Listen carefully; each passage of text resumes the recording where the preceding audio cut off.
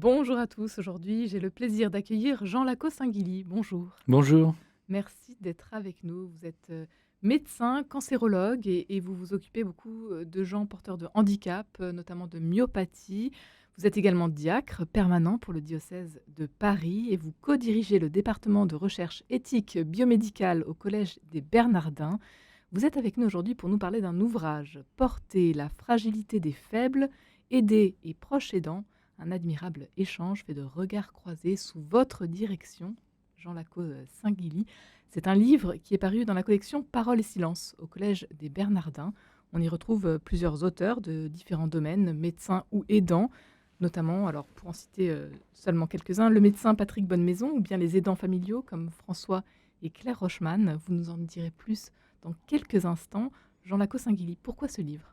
Vous savez, on est 11 millions d'aidants en France, c'est un chiffre estimé, avec une grande dispersion puisqu'il y a, ce chiffre va de 4 à 11 millions de personnes. C'est-à-dire qu'en réalité, on est tous destinés un jour à être aidants dans notre famille, proches aidants comme on dit, ou aidés. Et en réalité, on est aussi, conduit à aider des aidants, à aider à rentrer dans ce cercle d'aide. Alors pourquoi cette énorme dispersion? C'est qu'il y a des gens qui ont, une qualification, qui sont qualifiés, d'aider, qui ont, voilà, qui reçoivent des ressources particulières, mais en réalité plein de personnes se retrouvent en situation de devoir être aidées ou se retrouvent, de devoir aider quelqu'un de leur famille sans avoir forcément même conscience de la situation dans laquelle ils se retrouvent. C'est jamais quelque chose qu'on a choisi ou prévu, c'est pas un métier. C'est dans sa famille, on se retrouve aidant parce que, son conjoint, commence à, avoir un Alzheimer ou, un accident de la vie, survient ou, on a un enfant qui est porteur d'un handicap, d'une maladie, sévère. Vous avez parlé de myopathie, eh bien, voilà, les myopathies sont typiquement, des familles dans lesquelles tout le monde se retrouve aidant. Aidant, c'est-à-dire les parents, mais aussi les frères et sœurs, et puis le deuxième cercle et cetera. Ou alors un enfant autiste, enfin, ou des personnes atteintes de maladies psychiques diverses et on sait à quel point elles sont nombreuses et ceci arrive à un chiffre colossal. C'est-à-dire que tous, on est concernés par cette affaire-là, tous. Porter la fragilité des faibles, c'est un titre que vous avez, qui vous a été inspiré par le verset 1 de saint Paul. Ouais, ouais, ouais, c'est vraiment un verset de la lettre aux Romains qui m'a beaucoup inspiré, «Et vous les forts, vous devez porter la fragilité des faibles et non pas faire ce qui vous plaît». C'est invraisemblable comme phrase. Ça débute le chapitre 15 de la lettre aux Romains et ne pas faire ce qui nous plaît et Dieu sait si, les aidants, ils font pas ce qui leur plaît. C'est-à-dire qu'ils sont, captés par cette situation. Ils se retrouvent, à ne pas faire ce qui leur plaît. C'est-à-dire que les choses les plus simples, les plus faciles deviennent quelque chose de difficile. Je vous racontais avant qu'on commence, lorsque, on a un petit groupe qu'on a commencé à faire dans notre paroisse Saint-François de Sales et dans lequel donc il y a des personnes qui se réunissent une fois par mois et ce sont des choses très, très simples qui finalement sont venues à être faites. Par exemple, eh bien écoute, pendant que, je vais garder, ton mari qui a un Alzheimer et toi ça te permettra d'aller chez le coiffeur. Donc c'est des choses vraiment, très simples mais qui deviennent impossibles et ça c'est aider l'aidant. C'est-à-dire que cette personne qui dit: «Bah, je vais le garder pendant que tu vas chez le coiffeur», elle aide l'aidant. C'est une tempête qui arrive Ouais, dans nos vies, un ouais, tourbillon, un ouais, tsunami, ouais, ouais, il y a beaucoup de termes, justement pour, dire ouais. comment ça se passe. On dit en médecine, vous savez, qu'un accident vasculaire cérébral, par exemple, c'est un coup de tonnerre dans un ciel bleu. C'est exactement ça. C'est-à-dire que vous vous retrouvez du jour au lendemain à devoir, prendre des situations, d'autant plus que je suis un médecin hospitalier et la durée moyenne de séjour elle est de plus en plus courte. Tout le monde trouve ça formidable, on ne reste pas, trop longtemps à l'hôpital. L'inconvénient, c'est que très, très vite, on se retrouve, au fond, remis à la vie civile et qu'il y a certes des dispositifs qui sont faits, mais l'hôpital n'est pas toujours, à la hauteur des projets, de tout ce qui existe, voilà, on donne tout un tas de papiers à la personne qui accueille la sortie, puis voilà, il faut se débrouiller avec ça et donc on se retrouve du jour au lendemain dans une situation d'aidance, comme on dit, hein, aidance, c'est pas très beau comme terme, mais c'est comme ça et donc on doit, faire avec. C'est-à-dire que, bien sûr, la société qui est très consciente de ça quand même, hein, c'est pas quelque chose qui est dans lequel la société est absente. Elle fait de très gros efforts. Il y a des législations, qui permettent justement de donner des congés aidants et cetera. Donc la société, elle dit des choses, mais il se retrouve que dans la vérité, vous allez avoir des aidants professionnels qui vont venir, pour, faire des toilettes, pour faire des soins et cetera. Mais ceux qui sont en permanence avec la personne qui a besoin d'être aidée, ce sont des personnes qui ne sont pas des professionnels, qui acquièrent une compétence de fait, qui est la compétence liée à l'expérience. Mais souvent, ces aidants eux-mêmes, sont fragiles. Je pense aux personnes âgées, aux couples âgés dans lequel il y en a un des 2 qui est un peu plus vaillant que l'autre, mais souvent il est lui-même, en situation de faiblesse.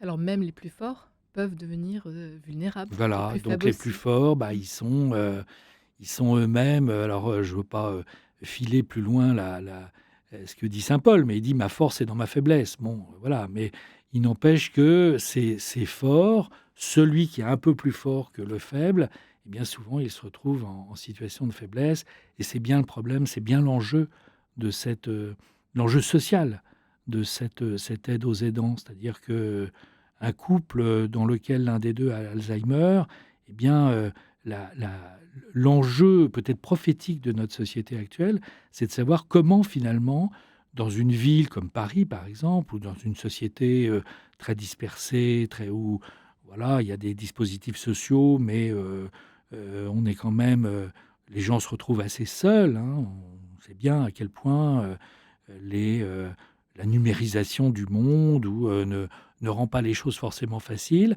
Eh bien, la dimension, d'avenir, celle sur laquelle il faut que nous tous travaillions, c'est comment, au fond, faire communauté. Alors vous avez parlé de ce livre, il y a ce qu'on a essayé de faire aussi, c'est de voir comment la doctrine sociale de l'Église, elle disait des choses. Elle parle pas explicitement de la Qu'est-ce qu'elle nous dit situation alors? d'aidant, Mmh. mais elle nous dit que, bah, la famille, c'est un lieu essentiel. Elle parle de la subsidiarité. La famille, c'est un lieu essentiel, et elle parle de la solidarité. Eh bien, le problème, c'est que la famille, c'est souvent un lieu compliqué, hein, mais que néanmoins, cette proximité, elle est sûrement un lieu dans lequel se résolvent les choses, notamment quand la famille ne peut pas faire face. On sait bien que beaucoup de gens se retrouvent à Paris isolés, que leurs enfants, par exemple, peuvent être, à l'autre bout de la France ou du monde, et que la question, c'est comment faire communauté de façon suffisamment, fraternelle pour pouvoir être efficient. Alors ça peut être des choses, c'est pas des réponses systémiques, hein, c'est des réponses, très personnelles, des réponses très simples. Donc quand, je vous dis: «Voilà, on fait quelque chose dans une paroisse», c'est pour dire: il y a quelque chose de proximité, hein. C'est des gens, ils habitent pas loin, donc ils vont pouvoir rendre des services qui éventuellement des petits services, et que je pense qu'une des choses que l'on pourrait faire, dont on pourrait rêver, c'est que au cœur d'une ville comme Paris, il y ait plein d'endroits comme ça, qui soient des lieux solidaires, des lieux fraternels, dans lequel évidemment la pensée chrétienne, la vie chrétienne pourrait avoir un rôle incitatif. Mais au fond, ces lieux, ils sont destinés à tous les hommes, hein, tous les hommes. Et c'est en cela qu'on peut avoir quelque chose qui pourrait s'ouvrir sur le reste de la ville. Mais alors l'Église a un rôle tout particulier à jouer. Ah bah, je crois, oui, Mmh. oui, bien sûr. Pourquoi? Parce que, bah, elle dit des choses sur qu'est-ce que c'est qu'un frère, qu'est-ce que c'est que, voilà, c'est quelqu'un à qui on va, avoir, les œuvres de miséricorde, vous savez, elles sont là, hein. Les œuvres de miséricorde, elles sont là, elles sont, s'approcher de son frère pour, le vêtir, lui donner à manger, lui donner à boire, avoir une parole fraternelle, avoir une parole, d'amour fraternel. Et en cela, évidemment, l'Église, elle est porteuse de ça, hein. On est porteur de ça dans le monde. C'est-à-dire que, et notamment, le sacerdoce commun des fidèles, hein, voilà, c'est là où l'Église hiérarchique ne va pas forcément. C'est dans le monde, c'est dans la ville, c'est dans le travail, c'est dans la famille, et je pense qu'elle a un rôle, fondamental, et que aider les aidants, c'est pas seulement une espèce de slogan, c'est une réalité. Alors maintenant, il faut l'incarner, c'est pas toujours facile, hein. C'est difficile, même au sein d'une famille, bien Mmh. sûr. Et vous-même, en tant que médecin, diacre, Bah, Jean ou Lacaussinguilly? oui, moi, en tant que médecin, bah, je fréquente, tous les jours, des personnes, des patients. J'ai la chance dans l'institution où je suis d'avoir des plages de consultation assez longues pour pouvoir aborder ça, pour pouvoir parler de ça. Mais en tant qu'aidant, j'ai aidé, mes parents, j'ai aidé, ma sœur, ma femme avec moi, enfin toute une famille se fait aidante en réalité.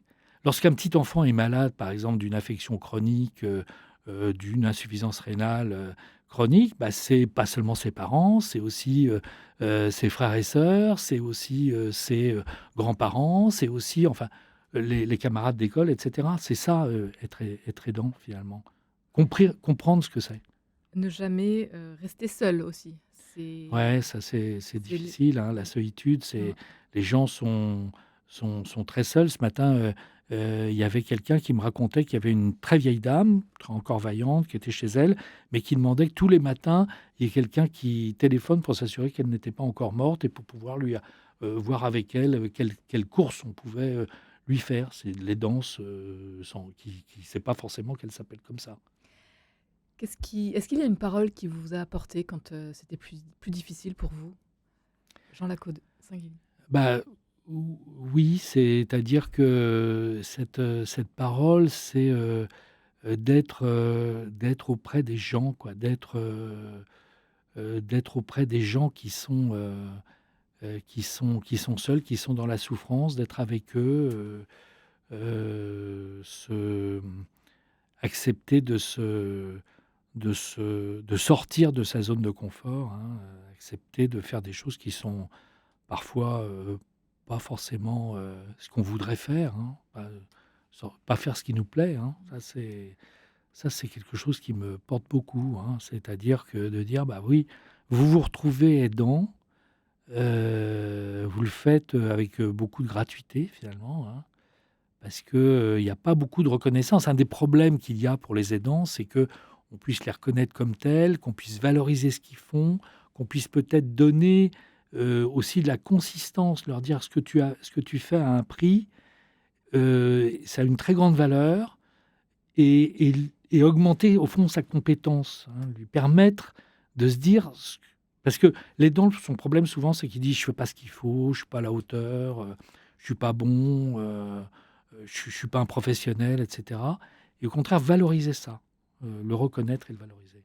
Un grand merci, Jean Lacaussinguilly, d'avoir été avec nous aujourd'hui, puis votre ouvrage à découvrir, donc Porter la fragilité des faibles. Merci beaucoup.